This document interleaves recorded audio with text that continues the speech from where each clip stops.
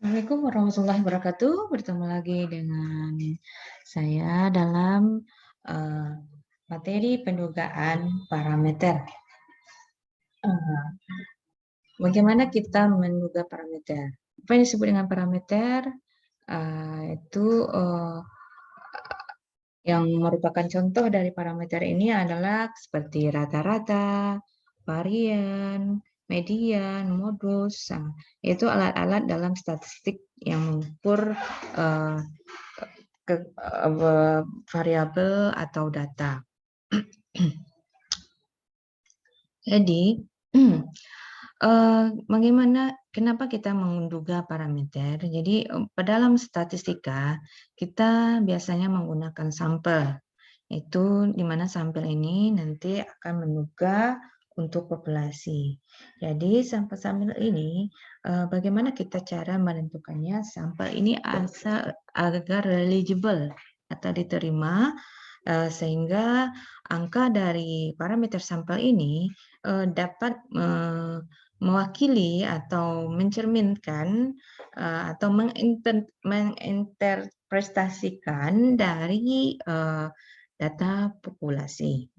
Jadi dalam statistik kita sering berhubungan dengan data-data sampel, apakah itu dipengaruhi oleh biaya, waktu, ya, sehingga kita menggunakan data sampel dibandingkan data populasi.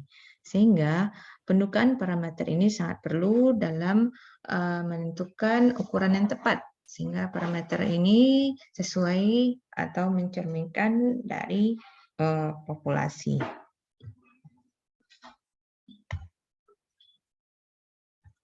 Seperti adik-adik sudah ketahui bahwa nanti pendugaan parameter populasi ini kita menggunakan nilai statistik sampel. Misalnya untuk X bar ini digunakan sebagai penduga bagi mu, ya kan? Di mana X bar ini rata-rata sampel, sedangkan mu adalah rata-rata populasi. Jadi X bar ini digunakan untuk menduga dari nilai mu, ya. Jika kita peroleh X ini, kita harapkan nilai ini adalah mewakili nilai mu. Sedangkan S kecil ini digunakan sebagai penduga bagi sigma. S adalah simpangan baku dari sampel, sedangkan sigma adalah simpangan baku dari populasi. Jadi, S ini kita gunakan untuk menduga dari simpangan baku populasi, yaitu sigma. Jadi, simbolnya ini ya. Jadi kalau dalam statistik istilah ini umumnya kemanapun kalian nanti kuliah, apakah nanti ke luar negeri, itu istilahnya akan sama, bahwa nanti S ini artinya adalah simpangan baku dari sampel atau standar deviasi dari sampel. Kemudian P bar atau P-topi digunakan sebagai penduga bagi V atau P. Jadi nanti di mana ini adalah nilai dari proporsi ya, proporsi atau peluang ya, peluang dari sampel, sedangkan P atau P ini nanti adalah proporsi dari populasinya. Jadi ini digunakan untuk menduga dari populasinya. Jadi simbol-simbol ini yang akan kita tentukan bagaimana perhitungannya ya atau pendugaannya. Misalnya kita mempunyai nilai X1, X2, sampai Xn merupakan sampel acak dari populasi dengan fungsi kecepatan peluang nanti adalah fungsi Fx dengan theta adalah parameternya. Fungsi kepekatan peluang dari Fx1 sampai Xn jadinya jika kita peluang bersamanya ya, kita kalikan semuanya maka akan menjadi seperti ini. Kemudian ada satu statistik T, yaitu T dengan fungsi Tx1 sampai N yang merupakan satu fungsi dari poba acak X1 sampai N yang dapat digunakan untuk menduga parameter yang tidak diketahui seperti X bar itu akan sama dengan sigma Xi per N, sedangkan S kuadrat akan sama dengan sigma Xi kurang X bar kuadrat dibagi N. Nah, kita bagaimana cara mendapatkan ini, inilah yang akan kita pelajari ya dalam materi hari ini.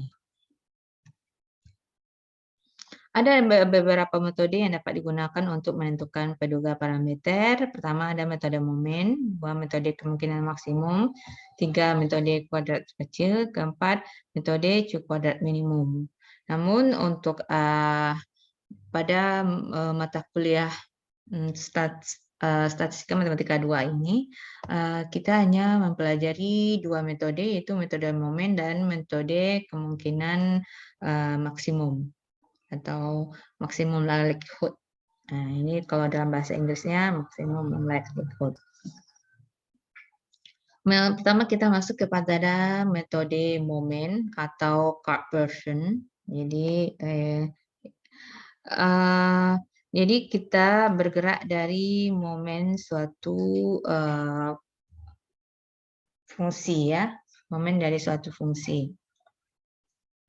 Jadi ini ada beberapa istilah atau simbol dalam statistik.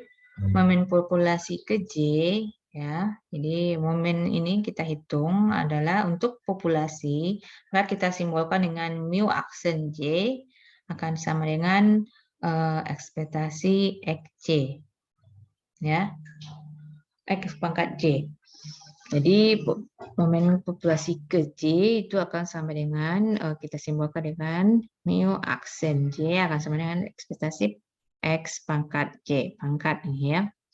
Kemudian momen sampel ke J kita simbolkan dengan M besar aksen J akan sama dengan sigma XI J pangkat J ya nih, XI pangkat J, di mana I akan bergerak dari 1 sampai N tergantung banyak sampel dibagi dengan banyak sampelnya, itu sebesar M. Jika F mengandung K parameter yang tidak ketahui, maka penduga metode momen adalah solusi dari maka nanti mu aksen J akan sama dengan M aksen J ya. Contoh 1. Misalnya kita menggunakan metode momen ya untuk menduga parameter bagi theta. Misalnya kita punya sampel acak X1 sampai Xn yang diambil dari satu distribusi Bernoulli ini dengan parameternya theta. Jadi penyelesaiannya pertama FKP sebar Bernoulli yaitu dengan parameter theta adalah bisa kita tulis fungsi fx dengan parameter theta akan sama dengan theta pangkat x dikali 1 dikurang theta pangkat 1 kurang x, di mana x-nya adalah 0 dan 1 dan 0 selainnya. Jadi hanya Bernoulli ini kan hanya sekali percobaan dan dua kemungkinan yaitu terjadi atau tidak terjadi. Jadi X-nya hanya 2 itu 0 atau 1. Ruang parameternya bahwa nanti theta ini akan bergerak nilainya dari 0 sampai 1, di mana theta ini adalah proporsi ya, peluang.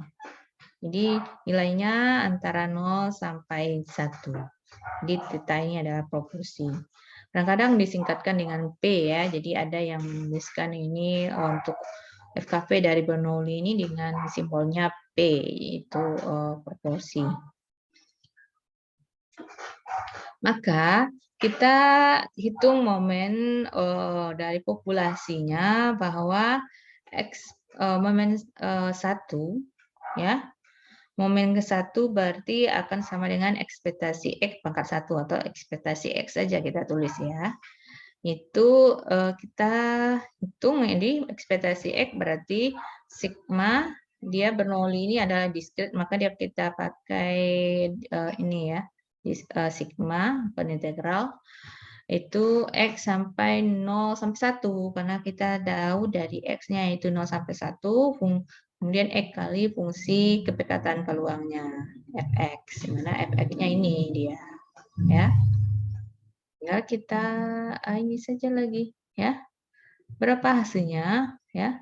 Hasilnya adalah dia cuma 0 sampai 1, ya, tinggal kita ya. Ketika x 0, kemudian ini kali 1 kurang theta tambah 1 kali theta akan sama dengan theta, ya. Jadi sekarang kita peroleh bahwa momen ke-1 dari populasi yaitu mu aksen 1 akan sama dengan theta. Sedangkan momen sampel itu kita tahu bahwa momen 1 dari sampel adalah sigma xi per n akan sama dengan x bar. Sehingga dalam penyelesaiannya bahwa mu 1 aksen akan sama dengan M1 aksen. Nah, problem metode momen bagi theta ini adalah bahwa theta topi ini, ya, ini kita samakan ya, bahwa dia karena dia sama, maka theta topi ini akan kita duga dengan x bar. Jadi itu x bar, di mana x bar-nya adalah sigma xi per n. Sehingga penunggal untuk theta adalah x bar. Contoh 2. Andaikan x adalah suatu variabel random berdistribusi eksponensial dengan parameter theta atau diintegrasikan x berdistribusi eksponen theta, di mana fungsi densitasnya sebagai berikut, ya. Fx akan sama dengan 1 per theta kali eksponen pangkat min x per theta. Mana x lebih besar dari 0, theta lebih besar dari 0. Dan selain ini 0 untuk x lainnya. Jadi kalau dia bilang negatif, itu nanti 0. Tentukan penugaan untuk theta dengan menggunakan metode momen. Jadi caranya kita bandingkan saja lagi. Mu aksen 1-nya kita hitung ya di sini. Jadi kalau eksponensial kalian kembali lagi pada mata kuliah statistika matematik 1 bahwa distribusi eksponensial termasuk pada distribusi yang kontinu, maka ekspektasi X itu menggunakan integral. Jadi integral x fx dx, di mana x dari 0 menuju hingga. Tinggal kita rubah fx-nya jadi 1 per theta dan kali eksponen min x per theta. Kan kita peroleh dari sini ya. Nah, di mana dapatnya fx ini, Bu? Kalian pelajari lagi ya mat 1-nya, mana distribusi-distribusi yang sudah diketahui. Kemudian biar lebih mudah perhitungan ya, kita keluarkan yang tidak mengandung x dari perhitungan integral karena hasilnya akan tetap konstanta tersebut. Jadi 1 per theta kita keluarkan sehingga kita peroleh ini lagi ya, x kali x pangkat min x per theta dx. Nah, kalau ada hubungan seperti ini, integralnya kembali lagi belajar kalkulus. Kita gunakan metode parsial, yaitu misalkan U adalah sama dengan X, maka DU-nya adalah DX. Kemudian DV-nya, ini DV jadinya ya. Kalau ini U, ini DV. Ingat lagi ya, mata kuliah kalkulusnya.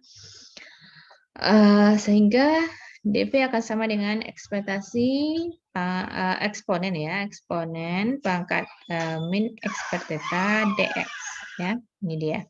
Maka V-nya adalah min theta kali eksponen min x per theta ya. Jadi ini kita integralkan jadinya ini. Setelah itu barulah kita lakukan ya, kalau hubungan kalkulus parsial. Jadi kalian baca lagi kalkulusnya sehingga peroleh bahwa mu aksen 1 ya untuk populasi momen satu populasi hasilnya nanti ini kita keluarkan satu peta kali ya ini min berarti ini U kali apa kali ini ya nih kali ini kan U kali P ya dikurang ya ini theta integral X per theta dx. Kita perhatikan ini. Kita rubah jadi X menuju 0 menuju tak hingga. Ya. Jadi tak hingga. Kalau kita rubah X menjadi tak hingga dan 0. Kita kurangkan. Ini juga begitu ya. Eksponen pangkat min tak hingga itu hasilnya adalah 0. Ya. Maka 0 kali min tak hingga kali theta hasilnya 0. Kemudian eksponen pangkat 0 hasilnya 1. 1 kali theta, theta kali 0, 0. Maka 0 dikurang 0. Ini juga begitu, kita rubah dengan eksponen ini ya, X dengan integral dan 0. Hasilnya ini. Kemudian bahwa nanti eksponen pangkat min tak hingga itu tetap hasilnya 0. Ya. 0 kali min theta hasilnya 0. Kemudian eksponen pangkat 0 hasilnya 1. 1 kali theta hasilnya 1 kali theta ini dia. Sehingga kita sederhanakan ini hasil 0. Ini theta, theta kali theta, theta kuadrat per theta hasilnya theta. Sehingga kita peroleh mu 1 aksen hasilnya theta. Ya. Kemudian kita selesaikan bahwa M aksen 1 momen P1 dari sampel adalah sigma XI per N akan sama dengan X bar. Sehingga untuk menyelesaikannya kita samakan momen populasi dan sampel satunya. Sehingga peroleh metode tetanya adalah bahwa theta ini kita pendugakan dengan X bar. Nah, inilah metode penggunaan metode momen dalam menduga suatu parameter. Jika ada pertanyaan untuk materi hari ini bisa ditanyakan lewat WA group. Demikian materi hari ini. Assalamualaikum warahmatullahi wabarakatuh.